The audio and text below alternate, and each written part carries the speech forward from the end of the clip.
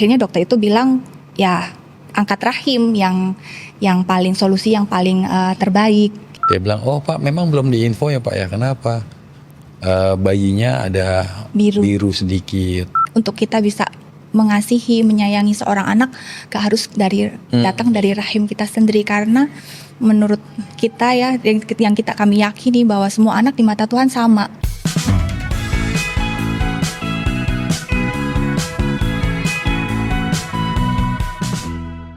Welcome to Sit In Podcast. Bersama saya Erika yang akan jadi host di episode kali ini. Hari ini kita akan ngobrol sama satu pasangan yang akan sharing bagaimana perjuangan mereka selama 13 tahun ini sebagai pejuang garis 2. Dan bagaimana juga mereka tetap menaruh harapannya dan juga imannya dalam pergumulan mereka. Langsung aja kita sambut Kak Pras dan Kak Okta. Thank you ya Kak Pras dan Kak Okta mau sharing sama kita di sini. Langsung aja nih kita ya mulai pembahasan kita. Aku denger kalian udah 13 tahun ya ngejalanin perjuangan kalian dalam menanti anak. Boleh sharing dikit gak, kayak awal-awal pernikahan kan pasti gak ngeh ya kalau kalian tuh butuh effort yang lebih dalam mau usaha untuk punya anak. Sebenarnya sejak kapan sih kalian mulai menyadari bahwa kalian ini adalah pasangan yang butuh effort lebih nih untuk mempunyai seorang anak? Ya kalau ingat yang waktu itu ya awal-awal pernikahan kami memang mau fokus untuk membangun dinamika di antara kami berdua dulu. Karena kami yakin bahwa dua kepala itu harus disatukan dulu sebelum nanti kita punya anak. Jadi kami mau bangun dinamika itu dan memang gak gampang. Setelah itu juga selain kami berdua, kami juga harus menyatukan dua keluarga juga. Jadi bukan tentang dua individu aja. Nah disitulah kami memang punya keyakinan untuk tidak punya anak dulu, tapi lebih kepada bangun dinamika kita dulu dan juga dari sisi keluarga kami. Tuh. Mungkin sekitar tahun kelima ya. Oke. Tahun kelima setelah kita nengok ke belakang, kita baru sadar, oh iya ya sudah cukup lama juga ya kita. Karena memang kalau kita fokus pada masalah-masalah ini, ya nggak akan ada habisnya. Iya. Jadi tahun kelima itulah kami baru memutuskan untuk serius dalam mempunyai momongan. Oh, berarti 5 tahun awal tuh memang keputusan sendiri untuk belum mau punya anak. Sebenarnya 1 tahun. Iya, rencana kami. Rencana kami 1 tahun. Setelah itu mau. Setelah itu gitu, baru memutuskan untuk kayaknya udah boleh nih. Tapi ternyata sampai tahun kelima. Betul, kami cukup terlena dengan membereskan masalah yang ada gitu. Dulu. Oke. Terus tahun kelima pas mau mulai baru menyadari bahwa betul ada yang perlu effort lebih nih gitu ya. Oke. Terus biasa kan kalau misalnya pasangan muda itu yang belum punya keturunan itu ya ada kayak program kehamilan gitu. Apakah kalian juga sempat menjalani itu kayak IVF mungkin atau insem atau apa gitu? Iya. Ya pada saat tahun kelima itu kami mulai fokus ya serius untuk menjalani berbagai macam pengecekan. Terutama saya dulu yang dicek ya. Di awal-awal itu mungkin dari sayanya memang ada sedikit masalah yang harus diperbaiki. Dan setelah itu sudah selesai pengecekan istri. Nah, habis itu kita juga menjalani beberapa program. Salah satunya, sebelum ke situ kita disarankan untuk dokter, dari dokter menyarankan kita setelah semuanya beres kita disarankan untuk dengan proses yang alami. Gitu. Alami. Ternyata setelah berjalan beberapa fase yang alami juga tidak berjalan dengan baik, tidak ada hasilnya. Akhirnya kami memutuskan untuk menjalani proses inseminasi. Oke, berarti pernah menjalani inseminasi itu ya. Kalau bayi tabung belum sampai. Waktu itu ceritanya pada saat waktu menjalani proses inseminasi ini juga menarik nih. Jadi kita menjalani satu proses di mana istri saya juga sudah menjalani terapinya ya, mendapat beberapa suntikan juga, dan pada saat hari haknya yang telah ditentukan itu mungkin karena saya terlalu banyak pikiran, tegang ya, jadi saya stres sendiri. Akhirnya saya malah demam. Oke. Dan akhirnya tidak bisa dilanjutkan. Oke. Nah, saat kita mau melanjutkan ke proses inseminasi yang berikutnya, istri saya mengalami kram perut. Nah, dari situ setelah ditunggu-tunggu ternyata belakangan istri saya juga mengalami nyeri pada saat haid. Oke. Berdasarkan dari situ akhirnya kita sepakat untuk tidak melanjutkan program inseminasi. Berarti Dan untuk bayi tabung sendiri saat itu kita dalam kondisi memang secara biaya tidak terjangkau. iya. Gitu. Jadi menurut saya ya kurang bijaksana kalau Iya. kita mengambil langkah Memaksakan untuk ke sana ya. iya. Kak Okta, aku sempat denger nih kakak katanya harus bed rest berhari-hari karena kondisinya yang kurang sehat juga ya. Boleh nggak ceritain apa sih diagnosa dokter pada saat itu? Iya, jadi setelah yang tadi Pras bilang pemeriksaan program Insem itu, akhirnya kita decide untuk kita berhenti gitu karena beberapa waktu berjalan ternyata haid saya tuh bukannya semakin semakin sehat ya itu, tapi malah semakin sakit setiap bulannya dan bertambah parah sampai saya juga harus memutuskan untuk berhenti pekerjaan karena nggak enak juga kan tiap kali cuti setiap bulan. Jadi akhirnya kita pergi ke dokter. Di situ awalnya sih dokter bilang hanya ada kista kecil di ovarium, saluran ovariumnya. Terus dikasih obat untuk beberapa waktu, dihentikan proses untuk menstruasinya sampai beberapa waktu lamanya.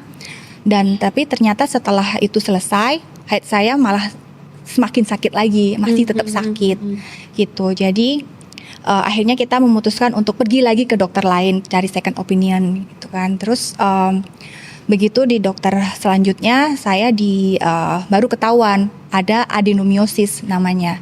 Jadi sebenarnya itu adenomiosis itu sesuatu hal yang nggak bisa disembuhkan, tapi misalnya pun dioperasi ya hanya untuk mengurangi si adenonya itu aja ukurannya kayak gitu. Tapi dia akan tumbuh lagi.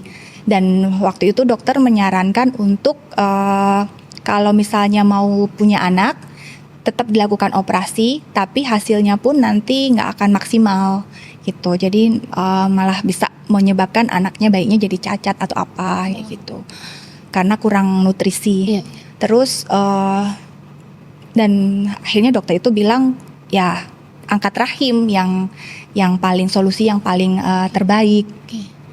Nah, tapi saat itu kita masih belum bisa terima Iya, gitu pasti. kan. Akhirnya pergi lagi ke dokter lain lagi yang ada beberapa yang disaranin, ini salah satu dokter terbaik gitu kan. Terus akhirnya kita pergilah ke dokter itu. Nah, di situ dokter ini lebih strict lagi, lebih to the point lagi. Dia bilang bahwa ini akan sulit punya anak, bahkan nggak bisa punya anak. Terus kayak jalan satu-satunya ya angkat rahim kayak gitu. Jadi udah langsung shock di situ Iya, karena pas iya. tanya ada jalan lain lagi nggak, masih tetap berusaha nego gitu kan. Tapi kata dokter nggak ada, yang terbaik adalah angkat rahim. Seperti itu. Wow, gimana tuh perasaannya pada saat itu? Maksudnya kalian masih muda, pasangan muda dan memang lagi berjuang mau punya anak, terus malah divonis kayak gitu. Bagaimana perasaannya saat itu, Kak? Waktu yang di dokter pertama yang vonis diagnosa itu yang sama juga masih belum terlalu panik. Tapi begitu yang dokter terakhir itu benar-benar yang setelah itu pas pulang kayak shock, rasanya shock banget, rasanya hancur banget, kayak merasa sedih banget lah ya, karena kayak ngerasa gini, sempet kadang-kadang suka bilang sama Tuhan, kita nggak apa-apa lah, aku nggak apa-apa nggak dikasih anak, tapi setidaknya kayak ya kita tetap sehat gitu kan. Nah, terus ternyata ada diagnosa seperti itu dan divonis untuk angkat rahim, kayak ngerasa bahwa ya ampun kok tega banget sih, udah anak gak punya, rahim juga masih harus gak punya kayak gitu, harus kehilangan rahim dengan kala itu masih usia cukup muda ya. Jadi kayak aduh gak siap Tuhan gitu. Jadi kayak hancur banget. Pasti. Tiap malam nangis terus. Wow, Kak, dari Kak Pras sebagai suami menanggapinya gimana tuh Kak? Kalau dari saya perihal angkat rahim itu ya dari saya sih terus terang nggak terlalu nggak terlalu pusing tentang itu. Tapi satu hal yang saya sedih itu adalah melihat bagaimana Okta itu hancur perasaannya. Nah itu yang lebih berat daripada vonis angkat rahim. Melihat bagaimana seorang istri itu menangis tiap hari, tiap malam, karena sudah mencari beberapa opsi, bahkan lebih dari second opinion. Bingung juga ya mau bersikap gimana gitu. Betul. Karena kan di sini bukan saya sebagai objeknya, Iya. tapi istri saya yang akan mengalaminya. Jadi banyak sekali pertanyaan-pertanyaan waktu itu. Jadi ya saya yang membuat saya paling sedih adalah saat melihat dia itu hancur. Itu sih. Oke. Sebagai pasangan muda yang lagi berjuang untuk punya anak itu kan pasti banyak nih ya stigma-stigma dari lingkungan gitu ya. Kayak ada nggak momen yang paling bikin kalian drop nih? Kayak ada nggak hal-hal yang mengganggu kesehatan mental kalian gitu? Kesehatan mental, iya. Pada saat kondisi hati sedang oke sih nggak masalah ya, tapi ada masa mungkin sih sebenarnya bukan tekanan sih, tapi lebih kepada statement-statement yang mungkin mereka sendiri juga nggak sadari ya. Iya. Misalnya contohnya seperti ketika Hari Ibu, Iya. Kayak diucapin Hari Ibu gitu kan, semua ibu-ibu disebutin namanya Iya, satu-satu, iya. terus aku dilewatin gitu. Kadang-kadang ngerasa kayak sensitif sih, Iya, maksudnya kayak sedih banget, ya ampun. Pengen kok aku juga dilewatin, ya. pengen juga. Terus memang perempuan itu harus karena stigmanya kan seorang ibu itu ketika dia melahirkan anaknya gitu, Iya. maksudnya kayak jadi ibu seutuhnya gitu. Iya. Jadi kayak sempet ya berarti aku bukan perempuan seutuhnya ya kayak gitu. Jadi kadang-kadang ada masa sedih banget sih dengan hal-hal seperti itu. Padahal mungkin sebenarnya itu hal yang enggak, ya maksudnya hal yang biasa mungkin ya bagi orang yang kadang mungkin nggak sadarin itu. Tapi buat saya secara pribadi itu sangat menyakitkan kadang-kadang. Sampai bikin Kayak mental juga ya Kak ya. Kak Pras nih sebagai kepala rumah tangga ya, gimana peran Kak Pras untuk memandu kalian berdua ini dalam fase keputusasaan ini sampai akhirnya kalian bisa berada di titik ikhlas menerima keadaan kalian ini gitu kayak. Oke. Kalau saya ya masih menyambung yang tadi dulu ya. Saya itu sebenarnya juga kena mental kalau lagi pas lagi kumpul keluarga atau lagi ada pembicaraan seputar tentang membimbing hubungan orang tua dan anak gitu ya. Terus ada kata-kata di mana ya kalian nggak bisa, kalian sih belum ngerasain punya anak gitu. Oh itu saya, Sih. aduh kena mental banget itu. Iya. Jadi kalau tadi pertanyaan bagaimana saya membimbing untuk melewati hal ini ya saya sendiri balikin lagi kepada Tuhan. Iya. Saya cuma bisa ajak istri untuk diskusi dan selalu kita tutup dalam doa. Iya. Biar apa? Karena kalau bicara tentang perasaan itu nggak ada solusinya. Iya. Jadi saat saya pun lagi down, istri bisa bantu saya nguatin, dan saat dia lagi down ya kita sama-sama berdoa. Paling itu sih, karena di titik dimana saya juga mendapat perlakuan seperti itu, saya bisa merasakan. Padahal saya termasuk orang yang kalau boleh dibilang hampir nggak punya perasaan lah. Tapi kalau saat titik itu saya akhirnya relate bagaimana perasaan istri saya gitu. Dan kemarin itu sempat kita tercetus ya, udah deh kalau memang begini nggak punya anak pun nggak apa-apa, yang penting kita bisa sehat satu sama lain secara mental. Jadi yang kita lakukan ya kita mungkin bisa jalan-jalan, liburan gitu, untuk kita bisa menenangkan secara emosi kita gitu. Paling itu sih. Boleh nambahin dikit. Iya. Dan bersyukurnya ya kenapa kita bisa sampai di titik ikhlas, bersyukurnya karena kita dikelilingin juga oleh kehidupan kita tuh dikelilingin oleh keponakan-keponakan. Iya. Jadi kayak berasa nggak ada masa kita kesepian ya. Iya, betul. Jadi ya bersyukur banget sih Tuhan, kayak mungkin Tuhan udah persiapin itu buat kita juga. Ya. Jadi dari masing-masing keluarga kita, ya kita dikelilingi dengan keponakan-keponakan, dan diantaranya itu juga ada yang dalam situasi tidak ideal. Nah, disitulah kita mengambil peran sebagai orang tua agar mereka juga bisa tumbuh dalam kondisi yang ideal. Jadi mengisi kekosongan kalian juga ya. Betul. Yang pengen punya anak ini. Betul. Dan memang saya juga bilang sama istri saya, tujuan utama untuk kita menikah di Alkitab salah satunya adalah menciptakan keturunan yang ilahi, gitu ya.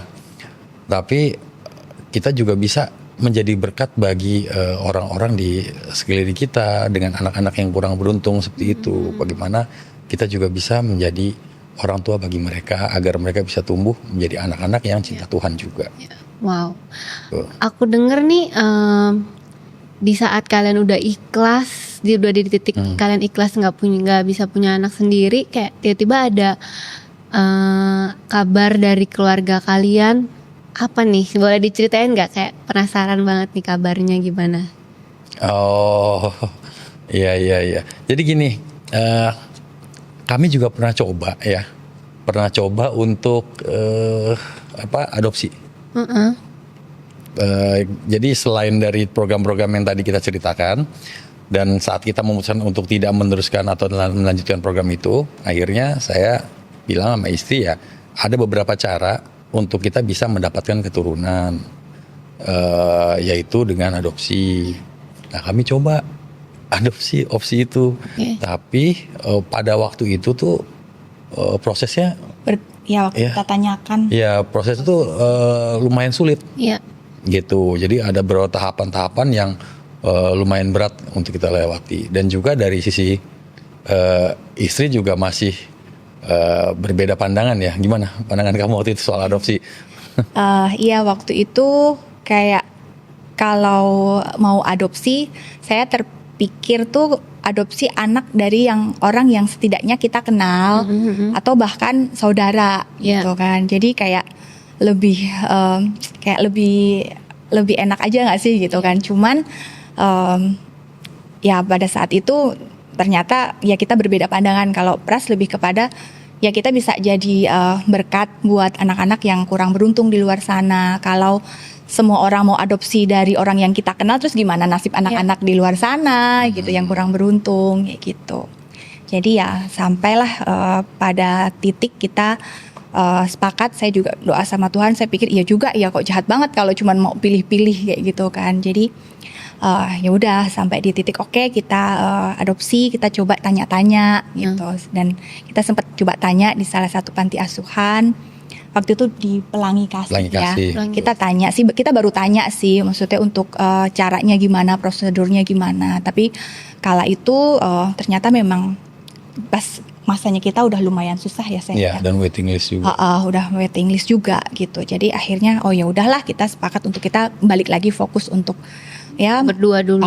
Berdua dan itulah menyayangi ponakan-ponakan kita gitu. Sampai justru pada saat ya itulah ya, kadang Tuhan itu lucu gitu menurut saya ya. Kadang ketika saya merasa udah waktu saya belum deal, Tuhan memang maksudnya kayak rasanya kayak kok belum ini ya, kayak belum dikasih. Tapi begitu saya terutama udah di titik ikhlas deal dengan ya udah deh adopsi, gak apa-apa deh dari orang yang kita nggak dikenal, yang penting kita bisa berbagi kasih sayang gitu. Tuhan malah bekerja ya melalui caranya dia gitu kan. Hal-hal yang dulu pernah saya doakan, bahkan kadang saya lupa gitu loh apa yang udah saya doakan waktu itu gitu kan. Tapi ternyata Tuhan itu perhatikan gitu.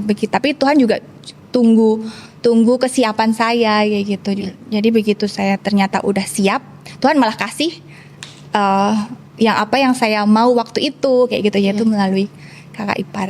Oh wow. Boleh nggak diceritain gimana awal mulanya percakapan Oke, itu jadi gini. dengan kakak? Saya masih ingat detailnya. Saya masih ingat detailnya. Jadi waktu itu kita mau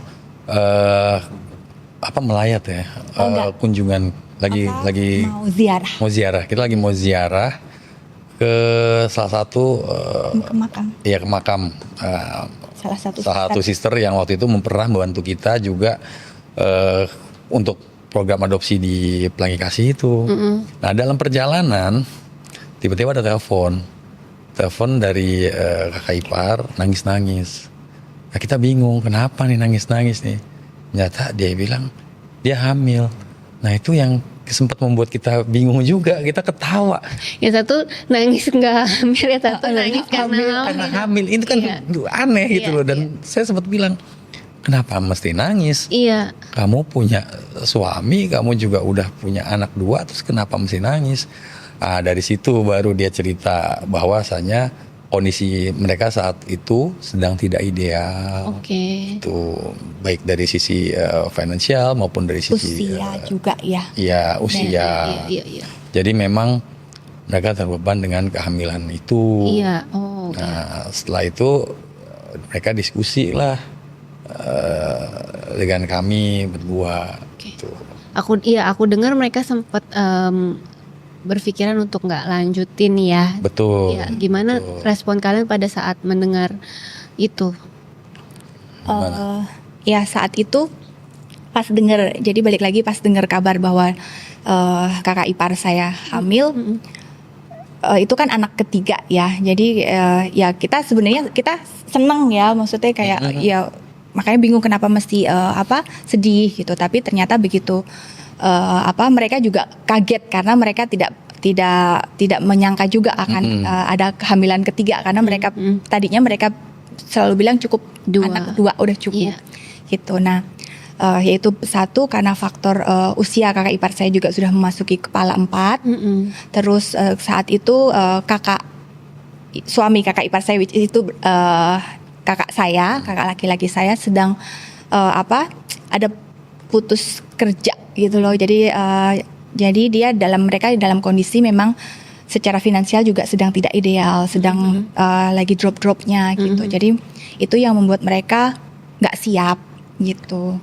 Nah begitu mereka diskusi dengan kita sempat bilang ya sudah kita nggak apa-apa, kita asuh aja nanti bayinya sampai kapan kalian siap, ya nanti diambil lagi. Toh kita udah terbiasa urus, maksudnya kita udah biasa hidup dengan keponakan-keponakan. Jadi buat kita tuh keponakan udah kayak anak sendiri gitu. Meskipun kita belum punya anak, tapi udah ya sesayang itu sih ya, maksudnya sama keponakan-keponakan gitu. Jadi kayak rasanya ya udah sih nggak apa-apa gitu kan. Terus tapi ternyata buat kakak ipar saya itu justru juga jadi dilema karena dia malah kasihan ke kita kalau kita cuman mengasuh tapi nggak punya hak asuh kayak gitu. Tapi di satu sisi kakak ipar saya juga takut nanti kalau saya serahkan begitu udah masa kelahiran, udah wujud bayi, dia akan berubah pikiran karena kan sebenarnya kakak ipar saya ini orangnya cukup melo ya. Jadi dia galau di situ kayak gitu. Terus akhirnya kita mengajak mereka untuk kita minta pandangan ya ke Pak Franky dan Kak Erli. Kita berdiskusi, kita minta nasihat ke mereka gimana baiknya gitu. Sampai ya akhirnya ketemu titik ya Pak Franky bilang bahwa dengan memberikan anak ini kepada kami, justru mereka itu bagian dari mengasihi anak itu karena memberikan kesempatan untuk anak ini bisa hidup lebih layak dan punya kualitas hidup yang lebih baik seperti itu. Nah dari situ pandangan-pandangan itulah yang akhirnya menguatkan mereka untuk mereka memberikan anak itu kepada kami. Dan mereka melihat jadi sebelum itu tuh kadang dari orang tua kita tuh suka ada bilang kalian sendiri yang belum punya anak, nanti gimana masa tua kalian? Kalian akan sendirian gitu kan. Terus ya kami pikir tadinya nggak apa-apa, nggak masalah gitu kan. Kami yang penting kami diberi kesehatan, kita jalan bareng-bareng terus itu nggak masalah gitu. Tapi ternyata dari situ juga menjadi bahan pertimbangan kakak ipar saya. Mereka kasihan lihat kita, terus dengan perjuangan kita juga udah berobat ke sana ke sini. Jadi itu yang mendorong mereka untuk mereka melihat dari sisi Tuhan. Jadi mereka pikir bahwa ketika mereka melihat dari sudut pandang Tuhan, mereka bisa dapat poinnya bahwa oh ini mungkin jawaban doa dari Pras dan Okta selama ini. Iya. Jadi mereka dipakai Tuhan untuk kita, untuk Pras dan Okta. Gitu. Ya aku dengar katanya kehamilan kakak ipar ini adalah satu jawaban dari doa dari Kak Okta yang sangat spesifik nih. Coba boleh ceritain gak doanya? Spesifik apa jawaban doa ini? Iya sih, jadi sebenarnya itu udah ya bertahun-tahun yang lalu ya tadi yang kita pernah kadang kita kan suka ya kita sering duduk bareng, kita berdiskusi sampai kita doa bareng terus kita ambil kesepakatan kayak gitu kan. Terus yang masalah soal adopsi, terus yang kayak oh nggak apa-apa kita nggak dikasih anak nggak apa-apa Tuhan, yang penting kita sehat, kita mau dikasih anak bersyukur, nggak dikasih anak kita juga mau belajar terus bersyukur. Terus bahkan sebenarnya yang pengobatan terakhir kita itu kita udah sampai ke kita coba ke Pineng, dan Tuhan juga bekerja. Nggak tahu ya, sama saya merasa bahwa kerja Tuhan itu benar-benar nyata banget dalam kehidupan kita sih. Memang nggak gampang naik turun, tapi kayak Tuhan tuh terus pantau kita gitu. Jadi terakhir itu kita sebenarnya awalnya kita nggak kepikiran untuk berobat ke luar negeri karena ya memang nggak terpikir, nggak terbiasa juga kan. Nah ada dari cici ipar ya, cici iparnya Pras yang waktu saya lagi down-downnya itu justru dia bilang coba ke Pineng untuk cari kepastian tentang bagaimana kondisi rahim gitu kan. Nah saat itu akhirnya dengan ya kita doa dengan gimana caranya dengan proses yang nggak mudah ya akhirnya kita bisa berangkat ke Pineng, kita dapat dokter yang bagus juga. Di situ justru dokter itu bilang bahwa saya nggak perlu angkat rahim gitu. Nah itu hal yang kok maksudnya yang tadinya saya udah mempersiapkan diri kan untuk ya udah deh kalau dokter ini juga bilang angkat rahim ya udahlah udah ikhlas berarti gitu kan. Tapi ternyata dokter itu bilang nggak perlu angkat rahim gitu kan. Terus bahkan dia malah menawarkan mumpung masih belum 40 tahun kalau mau program anak ayo secepatnya gitu kan. Terus tapi memang harus ada tindakan operasi dulu gitu. Nah saat itu tapi kita entah dapat kekuatan dari mana, kita cuman bilang enggak dok, kita sudah sepakat untuk kita tidak fokus lagi program kehamilan, kita mau fokus ya yang penting kita sehat lah dok gitu. Jadi ya udah dokter bilang oh ya udah jadi intinya tenang aja, nggak apa-apa. Kondisi rahimmu memang tetap dengan si adeno itu tetap ada dan itu juga tidak bisa sembuh. Tapi ketika kamu masih bisa tahan sakitnya, cukup minum kayak painkiller, paracetamol aja udah cukup kayak gitu. Dan nanti by the time semakin bertambahnya umur itu akan hilang sendiri kok. Dia bilang gitu. Itu udah yang kayak aduh ya ampun Tuhan, kayak sesuatu hal yang ada harapan lagi. Ada harapan lagi, betul. Itu sih, jadi ya sampai yang dia pernah doa secara spesifik itu, memang soal kakak ipar itu. Jadi balik lagi ke kakak ipar yang tiba-tiba dapat telepon itu kan. Nah, baru inget bertahun-tahun yang lalu sempat kalau kadang malah bercandaan juga sih, bercanda terus tapi kita juga bawa doa juga gitu kan, kayak Tuhan kalau mau adopsi pengennya dari saudara, tapi lebih spesifiknya dari kakak iparku yang ini bahkan aku sebut namanya kayak gitu loh. Terus karena memang anak-anaknya yang nomor satu tuh dulu juga sama kita deket banget gitu kan, jadi kayak nggak tahu kayak sayang banget gitu kan, jadi kayak kalau itu pengen nggak tahu kenapa pengen aja dari kakak iparku ini kayak gitu. Jadi ya udah, tapi kan Pras cuman ngetawain aja kayak gitu. Terus ya habis itu ya udah lupa juga ya kita ya gitu kan, kayak secara itu ya nggak, secara manusia nggak mungkin juga karena kakak ipar waktu itu terus dia habis itu hamil kedua nggak dikasih ke kita juga gitu kan. Oh itu mereka dari sebelum anak kedua bahkan doa itu ya. Betul. Doa itu sebelum anak kedua ya. Terus ya udah terus iya sih nggak mungkin lah orang mereka juga ya mereka mau lah sama anaknya mereka kondisi gitu. Jadi ya sudah ya gitu. Kalau waktu itu kenapa saya menyikapi dengan ketawa aja? Karena bagi saya satu memang suatu hal yang nggak mungkin. Dan kedua bagi saya untuk adopsi itu ya kita nggak perlu milih-milih. Iya. Toh kalau secara kehamilan sendiri kita juga nggak bisa milih mau keluarnya anaknya seperti apa gitu. Itu kan semua pemberian dari Tuhan. Jadi saya bilang udahlah karena dia ini kan Jawa banget ya. Jadi kayak memperhitungkan bibit bebet bobotnya gitu loh. Nah kalau dari saya memang tidak terlalu memikirkan kayak itu karena saya bilang ya lo kalian ya kita hamil kamu hamil pun juga kita nggak bisa milih kok. Oh, iya. Tergantung Tuhan mau kasih yang kayak gimana. Benar sih, benar. Jadi saya bilang nggak usah milih-milih. Iya. Ternyata bertahun-tahun kemudian dijawab. Iya. Dan pada saat terima kabar itu kita ya shock. Kita benar-benar memuji Tuhan untuk Iya. hal itu. Sedetil itu Tuhan Iya, Yes, kasihnya. Iya, wow. Bahkan kayak padahal udah lupa ya dengan doa lupa itu. dengan doa. Iya, bahkan doa itu kita udah nggak pernah doakan lagi ya. Iya.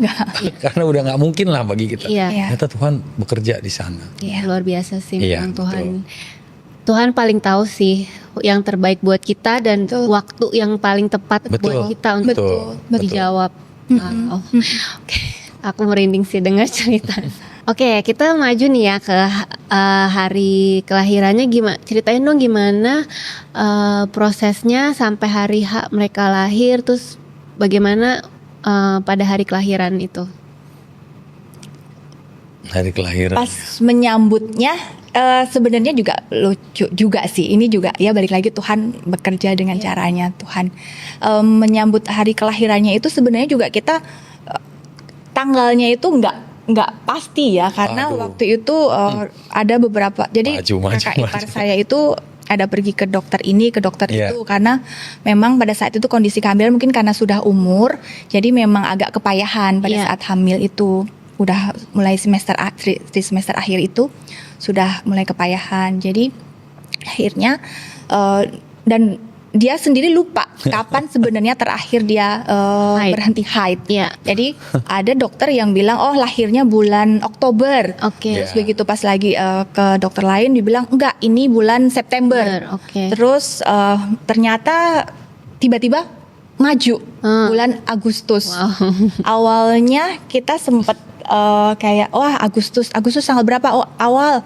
Wah bisa bareng nih sama papanya gitu kan.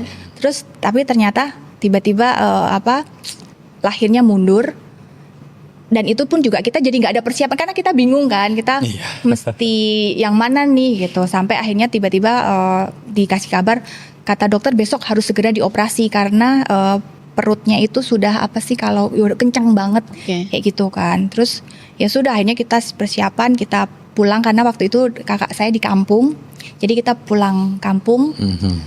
Saat itu kita euforianya udah sangat happy sekali ya. Maksudnya kayak wah nggak sabar akhirnya lah. tiba saatnya gitu kan.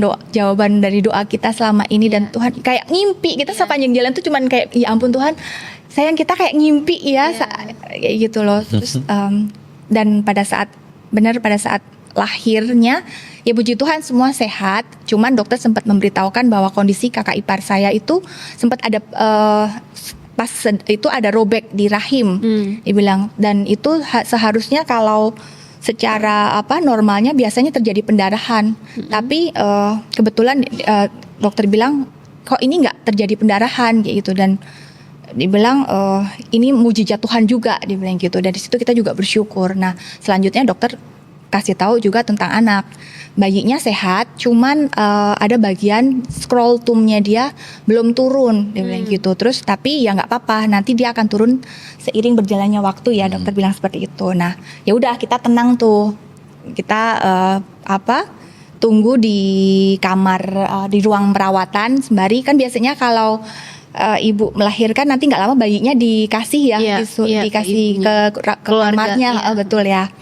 Nah ini kita tunggu-tunggu kok nggak datang-datang bayinya katanya sehat terus sementara kita lihat di kamar-kamar lain ibu-ibu yang lain udah pada bayinya udah di ini dikasihin gitu kan kok kita nggak ada semakin sore kok tetap masih nggak ada kabar juga gitu ya terus akhirnya Pras inisiatif untuk datang ke susternya ya terus ya jadi Setelah itu saya tanya kan, susternya malah menyarankan untuk beli botol susu dan susu gitu buat si bayi. Ya karena nangis terus. Nangis terus. Nah lalu setelah itu dipenuhi, saya tanya lagi gimana, berapa saat lamanya, saya tanya lagi kenapa. Dia bilang, oh Pak memang belum diinfo ya Pak ya, kenapa? Bayinya ada biru sedikit. Oke. Nah itu saya sempat shock di situ. Iya. Tapi mereka mencoba menenangkan, dia bilang tenang Pak, ini kami sedang coba observasi, kita coba lagi tangani. Ya udah itu agak melegakan, walaupun masih deg-degan. Sampai akhirnya kami disuruh pulang dulu, sampai menunggu informasi selanjutnya. Dan di situ walaupun kami pulang, kami masih tetap deg-degan. Kenapa nih? Nah terus ada sedikit cerita, ternyata dari pada saat proses persalinan itu, si dokternya itu memang ada mengatakan ini ada suatu kejadian yang luar biasa, maksudnya tidak biasa. Dimana tadi mungkin udah cerita istri saya ada sedikit situasi di mana dokternya itu biasanya harus memilih untuk menyelamatkan ibunya ataupun anaknya, gitu harus pilih salah satu. Ya. Nah itu, tapi bersyukurnya Tuhan bekerja dan tidak ada pendarahan yang berarti sehingga dua-duanya bisa selamat. Itu kami bersyukur sekali dengan itu. Tapi ya belum cukup sampai di situ, kami harus menunggu kabar tentang kondisi si bayi karena si bayi ini masih di dalam ruang perawatan. Nah, tengah malam itu jam 11:30 saya masih ingat, 11:30 saat kami masih menunggu kabarnya, ditelepon dari pihak rumah sakit. Karena ini kan klinik ya. Iya. Mereka memberikan kabar bahwa mereka sudah tidak bisa menangani lagi dan harus dirujuk ke rumah sakit yang lebih lengkap, Wow. yaitu RSUD. Oke. Saya udah khawatir, kenapa memangnya? Ternyata katanya birunya semakin menyebar. Oke. Jadi saya diminta untuk datang, untuk mengawal, dan ada proses perpindahan dari klinik itu ke rumah sakit umum daerah. Nah, jadi jam 12 malam saya ke sana, saya pengawal ambulans sampai proses ke rumah sakit itu dengan hati yang benar-benar panik, Ya. hati yang benar-benar bingung harus gimana karena saya sendiri belum lihat bayinya seperti Iya. apa. Dan sampai di rumah sakit umum daerah itu setelah diperiksa dapat info harus masuk ke ruang intensif NICU. Wow. Gitu. Oke. Dan di situ saya juga panik, saya tanya kenapa, dan mereka masih ngasih jawabannya nanti di observe dulu, tidak ada jawaban yang spesifik gitu loh kenapanya. Tapi saya memang melihat kondisi bayi saya itu, bayi kita itu biru, wah saya udah bingung juga kenapa nih, tapi ya udah saya ikutin aja gitu. Dan itu akhirnya dia harus dirawat di NICU. Jadi berapa lama tuh bayinya harus? Nah waktu itu pada saat pendaftaran jadi gini, ada sedikit cerita juga ya. Jadi untuk proses persalinannya kami memutuskan untuk tidak menggunakan BPJS, menggunakan dana pribadi. Kenapa? Karena kami kan mau angkat mudah anak. Nah kalau pakai BPJS nanti malah mempersulit gitu loh, karena ada tahapan-tahapan yang harus dilewati, yaitu persidangan dan segala macamnya, dan itu lumayan lama. Iya. Nah jadi kami kami memutuskan untuk kita pakai dana pribadi langsung dialokasikan ke nama kami, masuk ke kakaknya kami gitu loh. Itu bisa lebih mudah. Ternyata Tuhan berkata lain, Tuhan berkehendak lain. Begitu pas nyampe di ruang pendaftaran rumah sakit, saya udah bilang, ditanyakan, Pak ini harus masuk ruang NICU, BPJS-nya berapa ya Pak? Oh nggak pakai BPJS, pakai dana pribadi aja. Bengong mereka, Pak Bapak yakin Pak? Loh, kenapa memangnya? Nggak apa-apa, masuk aja. Pak ini masuk NICU itu biayanya cukup tinggi Pak. Dan ini belum tentu semalam 2 malam, bisa lebih lama, bisa 10 hari, bisa lebih lama dari itu. Di situ saya lemes. Oh oke. Ya udah akhirnya kita menggunakan BPJS. Oke. nggak dibantu dulu sama. Ya dan karena proses persalinannya kita pakai dana pribadi, jadi kita harus mengurus dari yang klinik di awal, jadi akhirnya dibantu sama, ya balik lagi Tuhan baik. Tuhan kirimkan orang-orang yang bisa bantu kita, dibantu sama perawat dari rumah sakitnya, petugasnya untuk mempermudah semuanya sampai akhirnya anak kami itu bisa mendapat tindakan yang layak di rumah sakit itu dengan menggunakan fasilitas BPJS. Wow, jadi akhirnya dinicu dengan fasilitas BPJS itu. Sebenarnya nggak saat itu. Jadi pada saat mau dimasukkan NICU kan konfirmasi dulu biaya pribadi atau BPJS. Nah begitu justru petugas itu kan malah kasihan ke kita kalau itu pribadi kan. Terus sementara kita juga belum anak itu kita belum tahu nih terdaftar BPJS atau enggak gitu kan. Terus si petugas itu bilang ya udah Pak begini aja sementara kita masukkan ke pribadi, tapi nanti begitu saya bantu bisa switch ke BPJS, saya akan langsung switch gitu kan. Jadi sebenarnya itu masih belum pasti. Kita saat itu ya udahlah yang penting ditangani dulu kayak gitu dan bersyukurnya memang meskipun rumah sakit di daerah tapi benar-benar sangat membantu banget. Jadi mereka benar-benar langsung dengan semua pasang alat dengan bayi tersebut. Jadi kayak udah yang penting ditanganin dulu gitu. Nah 3 hari kemudian baru kita dikabarin ya, kita dipanggil dari pihak administrasi dibilang Pak bisa di cover BPJS full. Wow, luar biasa. Baik banget sih, tapi maksudnya mereka mau kasih tahu dulu, peringatin dulu, nggak kayak ambil keuntungan sendiri gitu. Betul. Setuju. Tuhan baik dan memang waktu itu tuh pas hari libur nasional. Jadi 17 Agustus. Iya, jadi agak kesulitan untuk mengurus hal-hal seperti itu.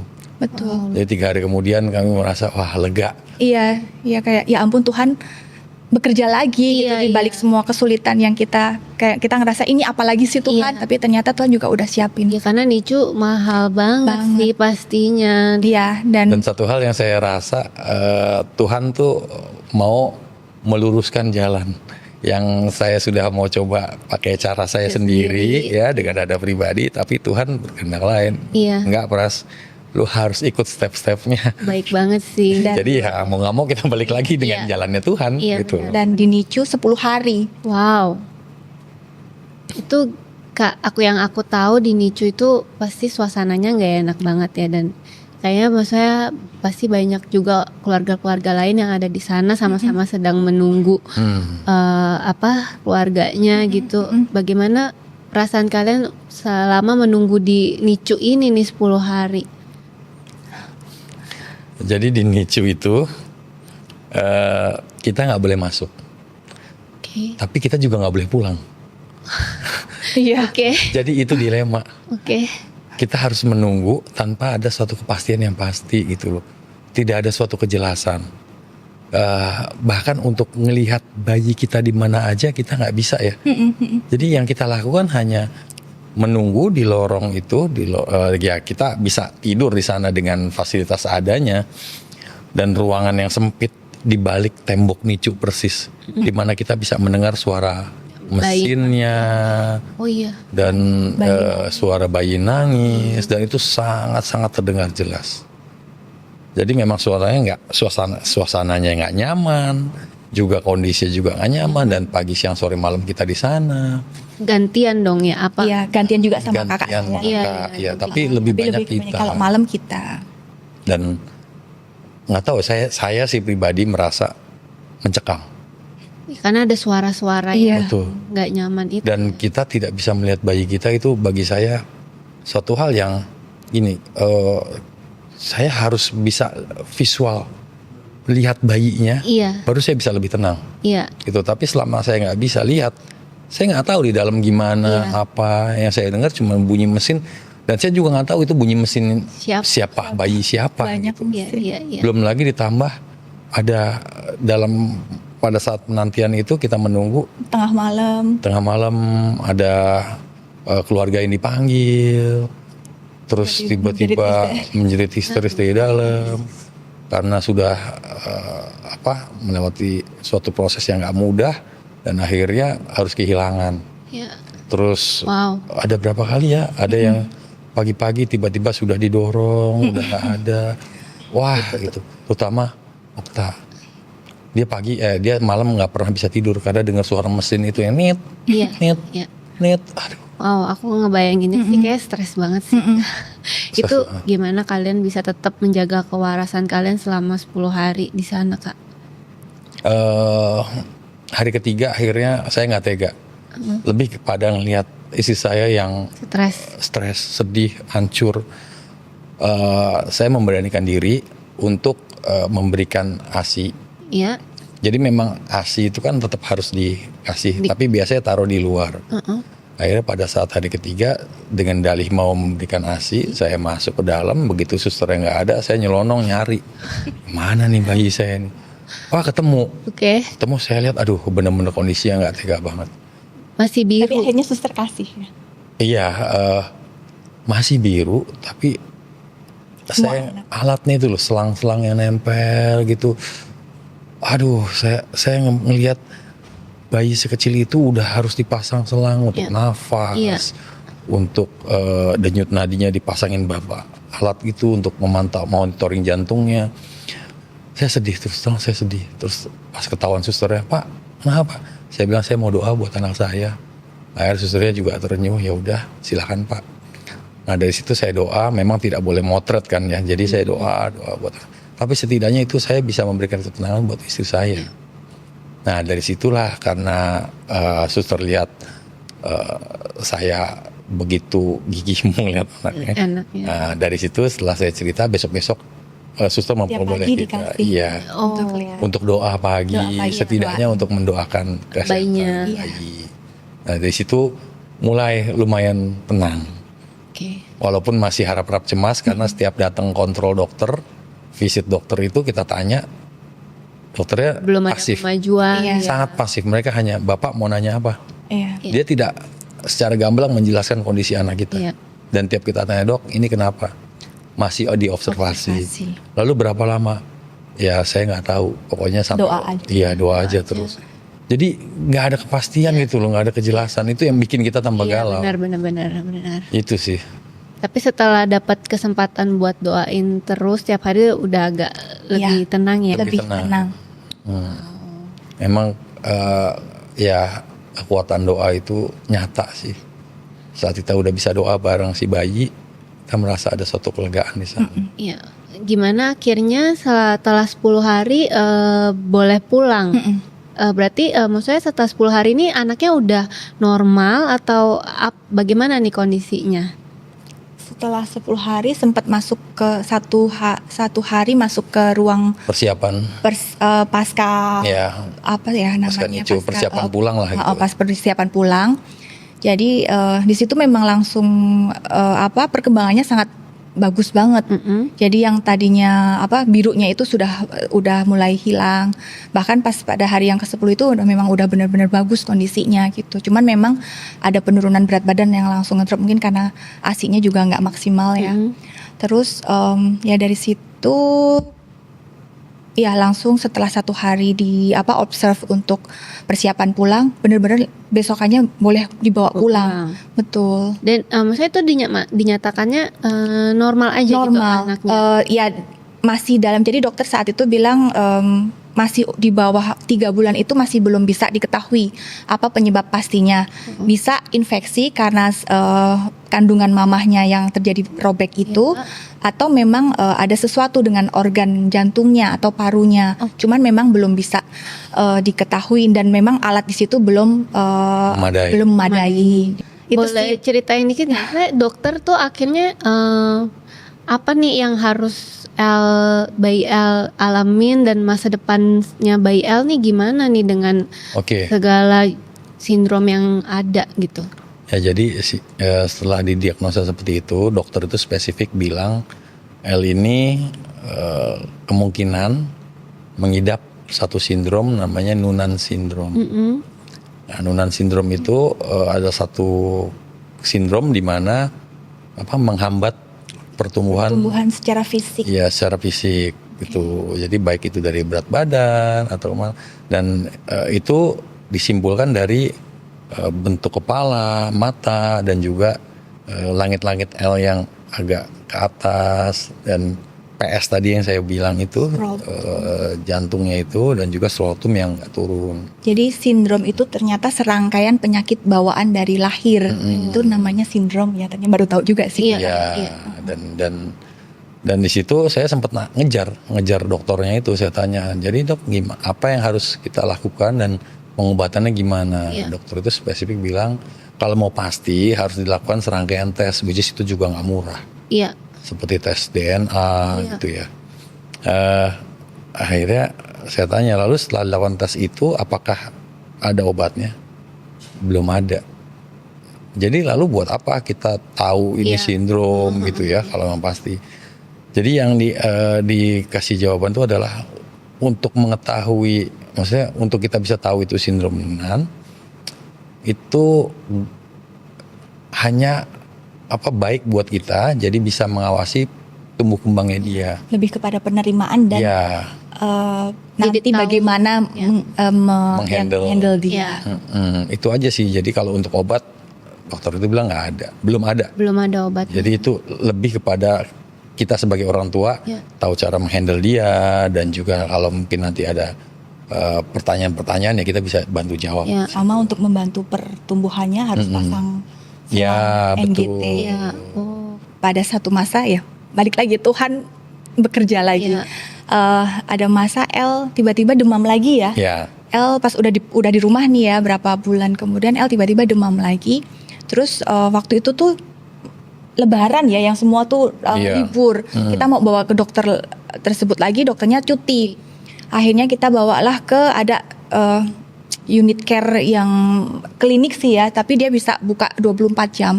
Akhirnya kita bawalah ke situ. Terus pas ditimbang seperti biasa, suster selalu bilang, Bu ini anaknya berat badannya di bawah sekali ya gitu.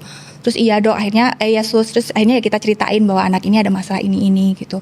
Terus tiba-tiba suster bilang, Bu kami ada, dibilang gitu, dokter yang bisa membantu tumbuh kembang anak.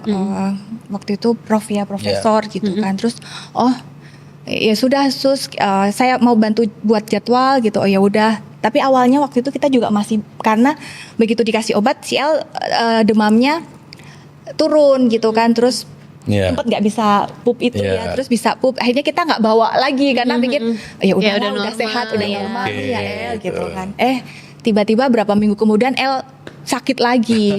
Akhirnya kita bawa lagi ke sana. Terus baru di situ saya bilang, sus boleh dibikinin jadwal. Kayaknya kita udah deh, kayaknya mesti memang Iya. harus ke dokter ini gitu. Nah begitu betul ketika kita ketemu sama Prof ini. Kita bilang, Prof ini gimana dengan kondisi L yang underweight, benar-benar berat badannya jauh banget dengan usianya dia. Terus terakhir ada dokter menyarankan untuk pasang NGT gitu. Terus si Profnya bilang, nggak usah dulu, NGT itu pilihan terakhir aja. Saya bantu untuk tidak pasang NGT, tapi coba untuk menaikkan berat badannya kayak gitu. Kita fokus. Terus kita juga cerita, Prof ini didiagnosa sindrom Noonan sindrom itu. Terus menurut Prof gimana? Apa kita mesti gimana? Kata Profnya bilang, terus kalau kalian sudah tahu sindrom Noonan, terus mau apa? Itu tidak akan menyembuhkan dia juga, dibilang gitu. Karena memang betul tidak bisa disembuhkan dan tidak ada obatnya. Terus Prof itu bilang, yang kita bisa lakukan justru kayak membantu fokus aja dengan tumbuh kembangnya, dengan perkembangannya bayi ini. Jadi kalian nggak usah pikirin sindrom-sindrom itu, iya. dibilang gitu ya. Terus di situ saya merasa, ya ampun, Bener kok bisa, juga, iya. kok bisa ada dokter, maksudnya kayak, ya ampun Tuhan, ini yang kita mau Iya, cari, jadi lebih ini tenang betul, ya. betul. Iya, oke. Terus nanti aja itu, yang penting El bisa ngejar berat badannya, barulah nanti langkah apa lagi kita pikirkan nanti, Iya. gitu. Nah dari situ Prof itu kasih yaitu racikan-racikan vitamin yang dimana dari air putihnya El bahkan harus ada nutrisi yang Wow. dimasukkan, terus dari susunya. Jadi itu ya memang jadi berbeda dengan Yang ngurus anak bayi normal yang lainnya ya. Jadi setiap kali kita mau pergi tuh mesti punya Macam banyak alat perang. pasukan Iya. juga untuk, karena susunya itu nggak cuman bikin susu udah gitu, nggak, kita harus masukin ada beberapa kayak nutrisi, Vitamin. vitamin yang harus masuk dan nggak boleh salah Iya. gitu. Jadi benar-benar memang ekstra banget Ekstra untuk pertumbuhannya L. Jadi ya itu makannya pun juga dibantu. Ya, udah ada takaran untuk Takarannya, proteinnya, nutrisinya. setiap kalorinya. hari harus daging itu tidak boleh tidak. Wow. Dan maksudnya setelah itu pun juga tidak, L belum menunjukkan perkembangan yang signifikan, tapi Prof itu selalu kayak tenang aja kayak nih, kita bisa. kok belum naik ya Prof, ya udah nggak apa-apa, terus kayak oh ya udah ganti lagi ya vitaminnya atau tambah lagi ya vitaminnya, sampai di titik kadang-kadang kita ngerasa ini kok santai banget sih gitu Dokternya, kan. ya. Sembari kayak misalnya ada sesuatu yang kayak oh jantungnya ada terdengar ini nih, ya udah berarti kontrol lagi ke dokter spesialis jantungnya. Terus terakhir ditemukan itu ya di scrotumnya karena belum turun, jadi muncullah hernia. Apalagi? Iya, apalagi iya kan, kita bingung apalagi ini ya gitu kan. Terus Prof bilang ya udah buat lebih jelasnya pergi ke spesialis bedah anak ya. Iya. Jadi Prof itu rujuk lagi, kita pergi lagi ke spesialis bedah anak. Terus ternyata ya memang itu sebenarnya satu rangkaian juga katanya, kalau memang scrotum belum turun biasanya hernia akan muncul. Iya. Ya. Dan itu tidak boleh dibiarkan terlalu lama. Sebelum umur 2 tahun ya, dibilang harus ada tindakan, karena scrotum itu juga nggak boleh terlalu lama. Oke. Karena apa katanya? Takut steril. Dan kalau terlalu lama juga nanti bisa menyebabkan cancer.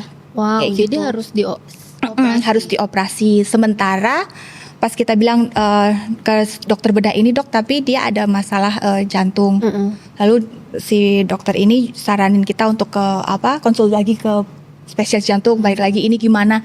Jadi si dokter bedah ini bilang, Bu, ini anak bisa dioperasi. Sebenarnya scrotum dan hernia kasus yang tidak sulit untuk dilakukan tindakan. Tapi karena dia ada jantung, jadi ini akan jadi situasi yang sulit, dia bilang gitu. Dan akan jadi operasi yang beresiko tinggi. Wow. Karena jangan sampai kita fokus di scrotum dan hernia, tapi jantungnya tiba-tiba henti jantung yang kayak gitu-gitu. Di situ kita, aduh makin sedih bingung lagi. deh. Iya. Sampai Karena scrotum ini kan bicara tentang masa depannya si anak, Iya. itu, si bayi itu. Kalau sampai steril kan berarti dia juga akan kesulitan dalam mempunyai keturunan gitu. Jadi ini sebelum 2 tahun scrotum itu harus ngejar. diturunkan. Sementara ya itu Kita harus ngejar berat memikirkan masa depannya dia, tapi jangan sampai nanti malah mengorbankan hidupnya saat itu. Itu yang dilema sih waktu itu. Kita sempat sedih lagi mikirin antara masa depan atau ini gitu. Iya. Wow, aku dengar banyak banget rangkaian yang mesti dijalanin ya Kak. Pasti ini biayanya nggak sedikit sih Kak ya. Boleh nggak cerita gimana kalian ngejalanin serangkaian pengobatan ini yang biayanya nggak sedikit gitu? Ya kalau bicara soal biaya, saya setuju bahwa memang ini nggak sedikit. Tapi kalau ditanya bagaimana ceritanya ya ini kita melihat bagaimana pemeliharaan Tuhan di dalam hidup kita. Iya. Karena saat itu terus terang saya juga dalam kondisi dalam pekerjaan yang tidak stabil, gitu ya. Dan ya pendapatan kita hanya mengandalkan tabungan saat itu. Jadi pelan tapi pasti lama-lama terkikis tabungan. Iya, habis. Iya, istilah orang tuh mantap tuh makan tabungan. Ya jadi kebetulan karena si L ini penyakit bawaan dari lahir, asuransi pun juga gak bisa cover. Iya, pastinya. Jadi pas kita konsul ke profnya itu, kita tanya gimana ya Prof? Ya kalau penyakit bawaan biasanya asuransi gak cover. Terus kalau BPJS, tapi kalau BPJS dia bilang BPJS bisa, tapi tidak bisa pilih dokter. Sementara L sudah ditangani dokter-dokter yang direkomendasikan itu kan. Terus dan sementara untuk proses operasinya nanti semua dokter itu harus standby untuk mengawal operasinya L, karena yaitu dengan kasus dia ada jantung itu, jadi memang harus menyiapkan semuanya kayak gitu. Nah dari situ kita sempat dilema lagi ya, karena kan berarti kita mesti kalau lewat BPJS kita mesti membangun bonding yang baru lagi dengan dokter-dokter yang lain lagi gitu. Nah itu yang saat ini kita masih doakan sih sembari mengejar waktu memang sebelum 2 tahun dan ini sebentar lagi juga mau 2 tahun. Jadi kayak ya kita masih terus bawa dalam doa untuk supaya misalnya pun BPJS ya kita bisa diberikan apa ya Pip, kayak Ya, kemudahan. kemudahan untuk bisa menemukan dokter yang tepat juga buat El kayak gitu karena ya itu ya kadang-kadang kita pengennya ini tapi ternyata yang ini nggak bisa sesuai yang apa yang kita mau kayak gitu. Terus soal tabungan pun juga sama. Sebenarnya dari awal nikah saya tuh orang yang paling takut untuk nggak punya tabungan. Iya. Jadi Pras selalu tanya, kamu secure-nya di angka berapa? Saya selalu bilang, oh segini, oke, begitu kan. Kita kejar Betul. dulu. Oh ini sampai segini baru secure, oke ya gitu. Nah, seiring berjalannya waktu, tiba-tiba ya kita ada hal-hal yang seperti ini. Dari yang mulai yang Pras tadi bilang berkurang sampai benar-benar gak ada kayak gitu kan. Dan padahal sebenarnya itu jadi ketakutan saya gitu. Tapi ya entah kenapa, ya itulah balik lagi ya Tuhan. Saya merasa Tuhan tuh mengajari saya untuk ya bisa melewati setiap proses yang Tuhan kasih sih. Jadi sampai udah tabungan 0 pun saya sekarang udah nggak stres gitu. Iya, wow. Yang tadinya bisa stres yang uring-uringan kayak gitu sama Pras, sayang gimana nih kayak gitu. Karena kan saya juga udah nggak kerja juga kan. Tapi di titik ya udah, terus Pras juga ya saya bersyukur punya suami yang kayak orangnya tuh santai banget kayak gitu loh. Dia tuh selalu bilang tenang. Misalnya kayak ini jadwal L ke Prof ya memang tidak murah ya kayak gitu kan. Terus tapi gimana nih sayang, nanti kalau karena kan setiap kali kita berobat suka beda-beda ininya kan, belum obatnya ini ntar jadi beda tarifnya ya gitu kan. Terus Pras bilang udah tenang. Kadang saya yang nggak tenang gitu, tapi ternyata ya dengan Pras juga ngajarin saya untuk udah berjalan sama iman aja, Tuhan pasti bantu lah ya gitu kan. Ya benar sih, dilalahnya pas ketika mau kontrol ada aja rezekinya untuk kita bisa ya bayar kontrol itu. Jadi bahkan berjalan sampai hari ini. Mana saya benar-benar justru semakin nggak punya nggak punya tabungan, tapi saya justru semakin tenang. Padahal saya ngadepin anak yang memang harus ada banyak PR-nya kayak gitu, tapi nggak tahu kayak ya udah dijalanin dengan itu. Wow, Kak, ini sih aku yang lebih penasaran ya, kayak aku tadi dengerin cerita Kakak tuh kayak banyak banget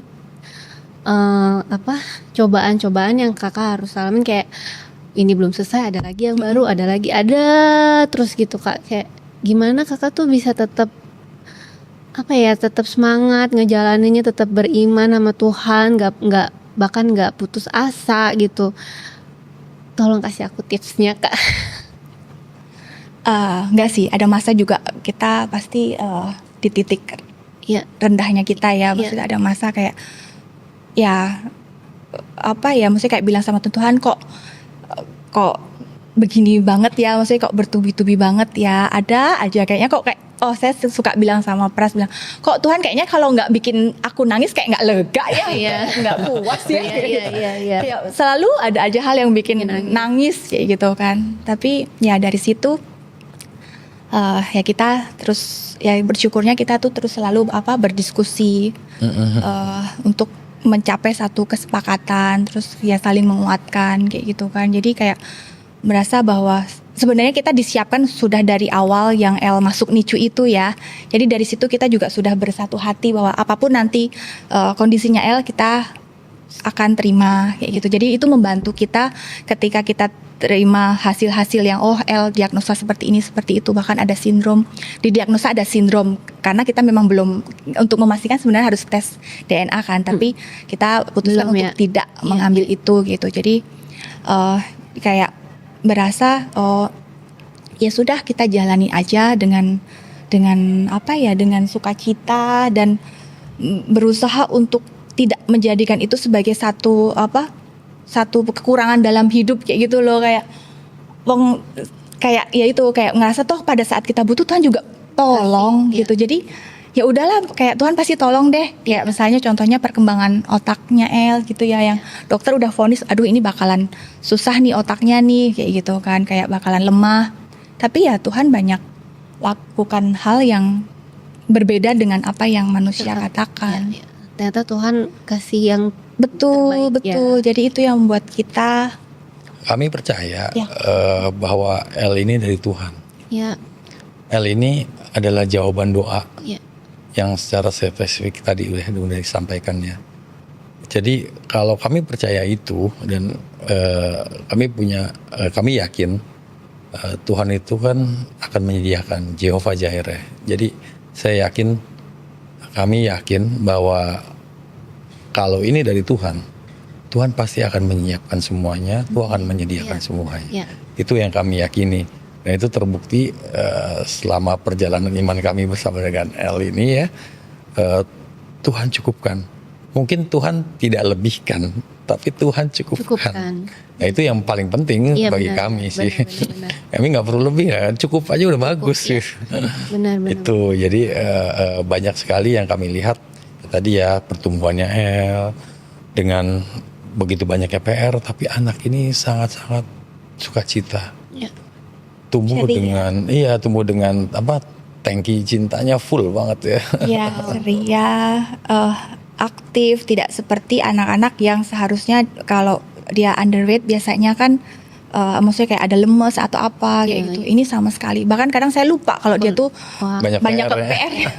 Iya. Jadi bawa keceriaan Iya, juga buat kalian ya. Iya. Betul, iya. Kalau ini dari Tuhan ya pasti Tuhan Ya. akan mencukupkan semua. Iya benar-benar. Itu yang kita. Terakhir nih Kak, kayak pelajaran apa yang kalian dapetin tentang mukjizat Tuhan ini dari kejadian ini, dan apa pesan kalian buat pasangan-pasangan di luar sana yang masih lagi struggle punya anak nih? Ya kalau kita sih belajarnya, ya kita sering diskusi ya bahwa dengan adanya hal ini, satu yang kita pelajari adalah jangan pernah mengkotak-kotakan kerja Tuhan, Iya. kuasa Tuhan, gitu ya. Bahwa Tuhan bisa bekerja jauh lebih besar dari apa yang kita bayangkan. Itu yang kita lihat ya. Di saat kita punya banyak keterbatasan, tapi saat ini Tuhan jawab kita bisa punya Iya, anak anak. gitu, dan kita bisa dicukupkan dalam merawat dia dengan begitu banyaknya PR. Jadi kita melihat kerja Tuhan yang luar biasa. Bulan ini kami juga lagi baca di Ayub ya, dan saat baca di Ayub itu saya sangat relate dengan begitu ujian Ayub yang bertubi-tubi. Tidak sedikit pun dia menghina atau menghujat nama Tuhan. Bahkan dia sudah kehilangan banyak hal. Bahkan teman-temannya sendiri juga udah kayak menghina dia gitu. Satu hal di situ saya lihat koneksi saat kita menjalani ini, Tuhan itu baik. Tuhan tetap pelihara hidup kita. Tuhan tetap jaga El dalam sisi pertumbuhannya. Itu yang membuat kami semakin yakin dengan iman kami, dengan pengharapan kami kepada Tuhan. Untuk bagi para pejuang garis 2 yang lain, ya paling itu sih ya yang kita mau sampaikan. Betul. Ya jangan membatasi kerja Tuhan, cara kerja Tuhan. Terus kayak gini, kadang-kadang untuk kita bisa mengasihi, menyayangi seorang anak, gak harus datang dari rahim kita sendiri, karena menurut kita ya, yang kami yakini bahwa semua anak di mata Tuhan sama. Ya. Mau anak kandung, mau anak bukan dari rahim sendiri, semua sama. Tuhan juga mau kita mengasihi mereka, kayak gitu. Jadi ketika mungkin ada pasangan di luar sana yang juga masih mengalami kesulitan, punya pergumulan yang seperti kami susah punya anak, saya merasa ya kalian bisa mencurahkan kasih kalian kepada anak-anak lain yang jauh kurang beruntung di luar sana. Dan saya merasa bahwa itu ada satu kelegaan dalam hidup sih ya, ketika kalau mau dipikir kayak kurang ya akan kurang terus gitu kan, ngerasanya kok ya ampun yang ini tapi saya mau ini, tapi ternyata ketika kita mencoba untuk tidak menjadikan kekurangan itu sebagai satu apa ya, kayak diratapin terus, justru malah kalau saya secara pribadi saya merasa kelegaan saya itu justru di situ. Misalnya kayak secara finansial, oh kita sudah di titik aduh drop banget nih gitu, tapi begitu saya malah luapkan dengan saya mau memberi, meskipun kadang-kadang sayang ini gimana nggak ada ini, tapi kayak kepingin kayak ngasih ini boleh nggak, terus selalu jadi cara saya untuk saya mendapatkan kelegaan adalah ketika saya kurang, justru saya mau mencoba untuk memberi lebih, misalnya kayak ya bukan cuma secara finansial juga, atau secara perhatian, kasih sayang kayak gitu, kayak tetap sayang sama ponakan-ponakan yang lain, kayak gitu. Meskipun memang sekarang ini fokusnya lebih cenderung ke L ya, karena L yang butuh perhatian khusus gitu. Tapi Tuhan mengajari saya untuk yaitu tidak melihat kekurangan untuk dijadikan kayak satu ratapan terus kayak gitu loh, tapi justru ya gimana kita bisa menjadikan itu sebagai sukacita, dan benar terwujud dari L yang harusnya dia nggak tumbuh seperti itu, L tumbuh jauh di luar bayangan kita. Itu sih. Jadi fokus dengan apa yang bisa disyukuri ya, dengan gitu jadinya lebih damai dan lebih sukacita juga ya ngejalaninnya. Betul. Paling yang terakhir kami juga mau pesan untuk para pejuang garis 2, tetap semangat. Ya, untuk menyerahkan semuanya ke dalam doa kepada Tuhan. Jangan pernah menyerah untuk itu, tetap punya pengharapan kepada Tuhan. Karena kami bisa punya L ini juga karena jawaban dari doa yang sudah bertahun-tahun lalu, yang bahkan kami sudah lupa. Benar. Itu tetap semangat, doa secara spesifik untuk keturunan ini, karena memang Tuhan akan dengar itu semua. Wow, tetap berharap terus ya sama Amin. Tuhan. Wow. Ya. Thank you banget ya Kak buat sharingnya hari ini. Aku yakin banget kalau banyak City-ners yang dengerin cerita kalian pasti banyak yang terberkati dan juga semakin semangat terus untuk terus berjuang, beriman dan berharap kepada Tuhan. Makasih banget ya Kak. Thank you. Thank you. Oke, terima kasih untuk semua yang udah nonton. Sekian podcast kita hari ini. Aku Erika dengan Kak Okta dan juga Kak Pras. Kita pamit. Semoga semua kalian terberkati. Dadah.